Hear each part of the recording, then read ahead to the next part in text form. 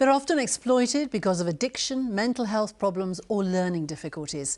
And now vulnerable people whose homes are taken over by drug dealers are increasingly being protected by civil rather than criminal laws, which are being used by a number of police forces and councils across the south.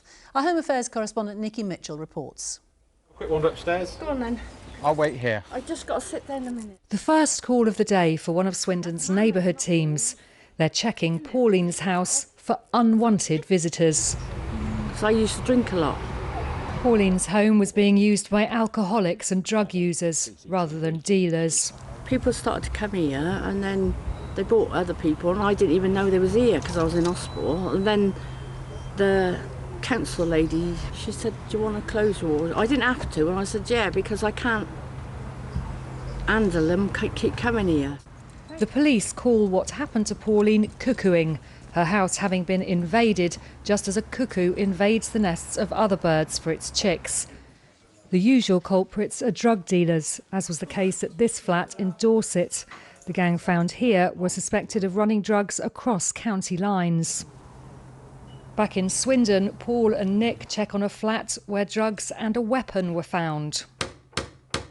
The resident is quite vulnerable, so people will visit his address. He will let them in thinking that they're friends. They will then take advantage of his location, the fact that he's close to the city centre, and they'll use it as a base in which to deal drugs from. So the closure order's on to stop people going in that shouldn't be there. We go to his pretty much every day. Partial closure orders mean the named residents can stay living there and get help, rather than being put out onto the street. The best approach is not to make somebody homeless. Primarily we're using it to protect them and give them an opportunity to have a look at the way they're living and things, and hopefully make changes themselves with a little bit of support from partner agencies as well. In Reading, here in the south of the town, a partial closure order was put on a flat only last week. Drugs has been a real problem. It's been a growing problem in this community, unfortunately, for a while. But I think the good thing is that lockdowns actually help people who are living nearby it to see that it's there. So we've had lots of closure orders in the last couple of weeks in Whitley, but I think the community are really happy about that. Relief for residents in Woodley too, and in Wokingham. In Surrey, the police want neighbours to watch out for each other.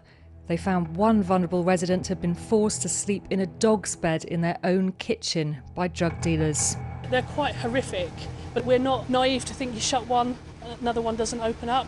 And again, that's where we've been trying to do a lot of work to educate the public to understand what they're kind of seeing, so that if their neighbour is all of a sudden having lots of guests that you don't recognise, you don't see them at all, give us a ring, and if we find it, then we deal with it. A closure order can now be put in place within hours.